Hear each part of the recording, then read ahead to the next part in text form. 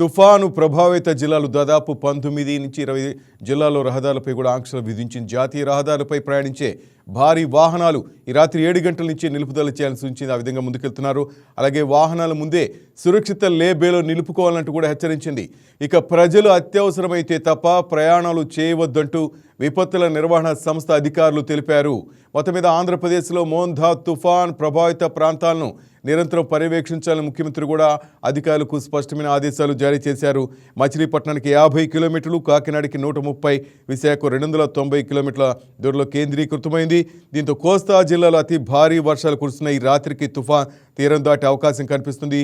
ఈ సమయంలో 90 నుంచి 110 కిలోమీటర్ల వేగంతో ఈదురుగాలు వీచే అవకాశం కూడా ఉంది.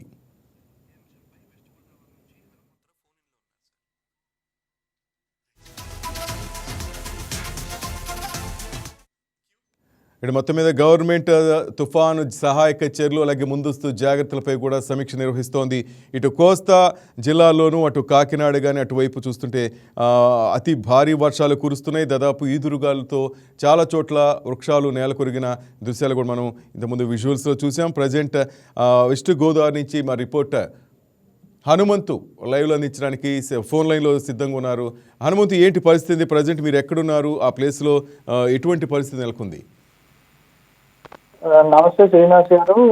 సార్, మోందా తుఫాన్ నేపథ్యంలో జిల్లాలో చేపట్టిన చర్యలపై చదలవాడ నాగరాణి విస్తృతంగా దీని మీద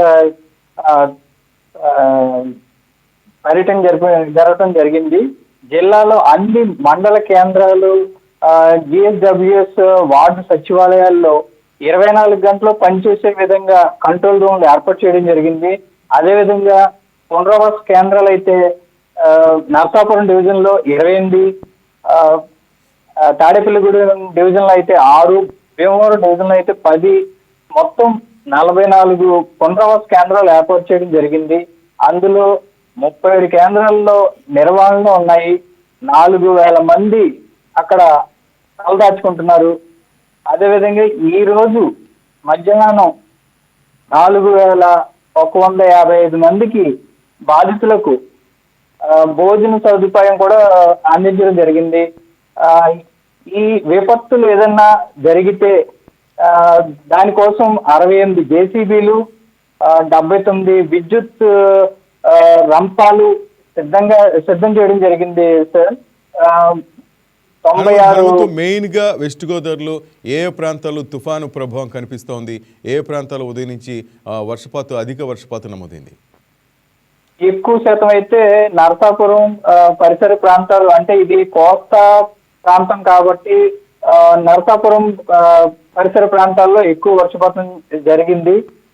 అందులో ఈ నరసాపురం పరిసర ప్రాంతాలు అంటే పేరుపాలెం బీచ్ ఉండడం వలన అలల తాకిడికి కొంత కోతకు కూడా గురైందని చెప్పవచ్చండి. ఇది దీనికి సిద్ధంగా ఉండడానికి 96 జనరేటర్లు విద్యుత్ శాఖ కొంత సిద్ధంగా ఉంచారు. అదేవిధంగా ఒక ఎన్డీఆర్ఎఫ్ బృందం కూడా సిద్ధంగా ఉంచారు. 34 మంది ఎన్డీఆర్ఎఫ్ బృందం ఇది. అదేవిధంగా 60 మందితో కూడిన గ్రహాండ్స్ టీం కూడా సిద్ధం చేశారు. ఏదైనా విపత్తు జరిగి దాన్ని ఎదుర్కొనేలాగా ఈ జిల్లా కలెక్టర్ సిద్ధం చేశారు. అదేవిధంగా వైర్లు ఎక్కడైనా కట్ అయ్యి ఏమైనా ఇబ్బందులు ఉంటే విద్యుత్ శాఖను కూడా అలర్ట్ చేశారు. జిల్లాలో 150 వైర్లెస్ సెట్లు, ఒక శాటిలైట్ ఫోను, ఒక డ్రోను అందుబాటులో కూడా ఉంచారు. Srinivas, right, thank you Hanumanthu. Right, మొత్తం మీద అది పరిస్థితి. కోస్తా జిల్లాలో అతి భారీ వర్షాలు కురుస్తున్నాయి. ఇటు తాడేపల్లిగూడెం, ఇటు భీమవరం, ప్రతి చోట కూడా ఉదయం నుంచి కూడా ఇదే విధంగా ఈదురుగాలు వర్షాలు కురుస్తున్నాయి. సో ప్రజలందరూ కూడా ఆ జాగ్రత్తలు తీసుకొని ఎక్కడికక్కడ అధికారులు చెప్తున్నారు. ఇటు వర్షాల ప్రభావంతో ఆకస్మిక వరదలు, వాగులు పొంగే అవకాశం ఉండడంతో చాలా చోట్ల కూడా మంత్రులు స్వయంగా వాళ్ళ ఏరియాలో పర్యటిస్తున్నారు. ముఖ్యంగా మచిలీపట్నంలో మంత్రి కొల్లూరు రవీంద్ర ఈ ఉదయం నుంచి చూస్తున్నాం అక్కడ పర్యటిస్తున్నారు. అక్కడ కలెక్టర్ వాళ్ళ ఎస్పీతో ఆయన ఎప్పటికప్పుడు సమాచారం తెప్పించుకుంటూ వరద ప్రభావిత ప్రాంతాలు అయితే లోతట్టు ప్రాంతాలు ప్రాంతాల్లో వెళ్తూ అక్కడ ప్రజలను అప్రమత్తం చేస్తున్నారు. దీనికి సంబంధించి ఎందుకంటే ముఖ్యంగా మచిలీపట్నం కాకినాడ మధ్య తీరం దాటే అవకాశం ఉంటుందో తుఫాను, అక్కడున్న అధికారులు అయితేనే అక్కడున్న ప్రజాప్రతినిధులు అలర్ట్ అవుతున్నారు. రైట్, మచిలీపట్నం నుంచి మా స్పెషల్ కరెస్పాండెంట్ కృష్ణారావు ఫోన్ లైన్లో మరింత సమాచారం సిద్ధంగా ఉన్నారు. కృష్ణారావు, చెప్పండి, ఏంటి మచిలీపట్నంలో ప్రజెంట్ సిచ్యువేషన్ ఏంటి? Good evening sir. మచిలీపట్నంలో పరిస్థితి విషమిస్తుంది. భయానక వాతావరణం కనిపిస్తుంది. మొత్తం చీకట్లు అలముకున్నాయి. బందరంతా కూడా అంధకారం అయిపోయింది. ఈదురుగాలులు ఉధృతంగా వీస్తున్నాయి. సముద్రం అంటే 60 కిలోమీటర్లు దూరంలో తుఫాను ఉండటంతో అది మచిలీపట్నానికి కూడా ప్రమాదం పొంచి ఉంది. మచిలీపట్నంలో అయితే కనుక ప్రస్తుతం అయితే చీకట్లో 2 గంటల నుంచి విద్యుత్ లేదు. ఇప్పుడే మన జోనల్ స్పెషల్ ఆఫీసర్ తుఫాన్ cyclone special officer Sisodia Machilipatnam వచ్చారు. అంటే పరిస్థితిని ఆయన సమీక్షిస్తున్నారు.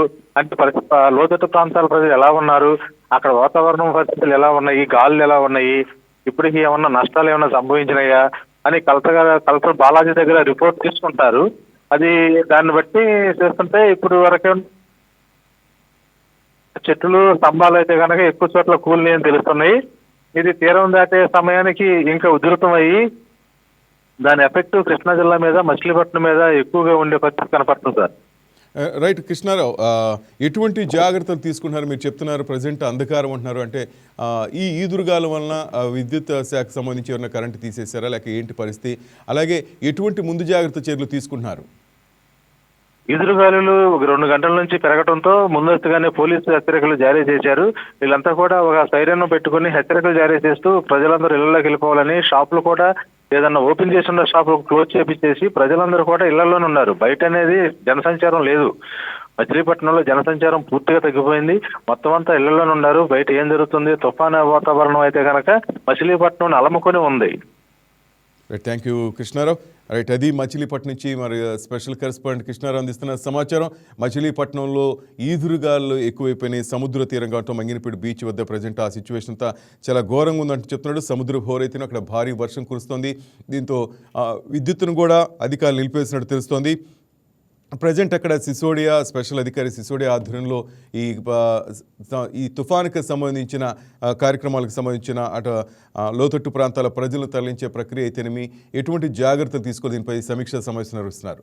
రైట్, ప్రజెంట్ అది సిచ్యువేషన్. కాకినాడ అయితేనేమి, ఇటు వెస్ట్ గోదావరి, మచిలీపట్నం సంబంధించి మా స్పెషల్ కరెస్పాండెంట్ అందించిన సమాచారం మీరు చూశారు.